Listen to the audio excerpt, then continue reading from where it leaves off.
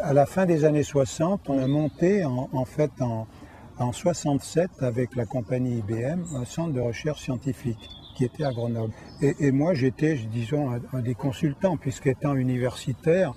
bon, j'avais pas en quelque sorte la casquette d'industriel, mais je servais en quelque sorte de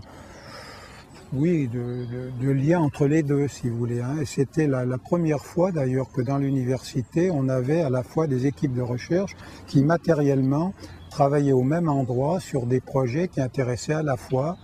disons, un industriel, et dans ce cas précis IBM, et puis l'université. À ce moment-là, on commençait à s'intéresser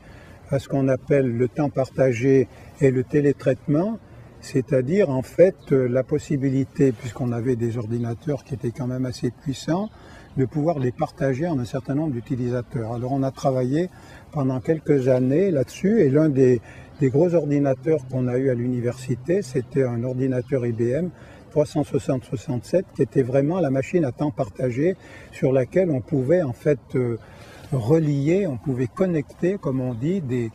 dizaines de postes de travail individuels qui permettaient en fait à des étudiants, à des chercheurs de partager l'utilisation de la machine. Je pense que c'est en 66 ou 67 qu'on avait organisé un colloque sur l'utilisation des machines en temps réel, en temps partagé, et l'utilisation à distance de ces machines. Et à cette époque, on a fait une première expérience de télétraitement. C'était le début, on peut dire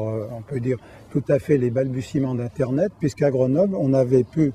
en fait mettre en liaison un ordinateur de Grenoble avec un ordinateur qui était à Munich et un ordinateur qui était en Angleterre. Et bon, disons qu'on communiquait entre ces ordinateurs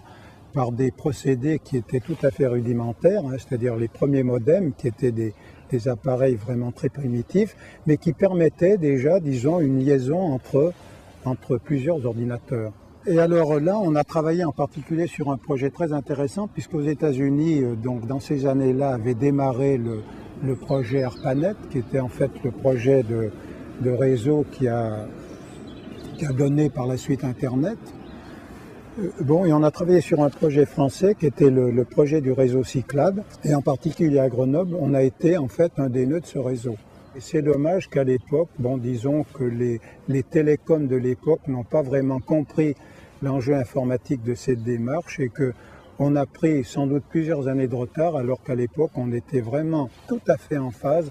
avec les Américains dans ce domaine-là.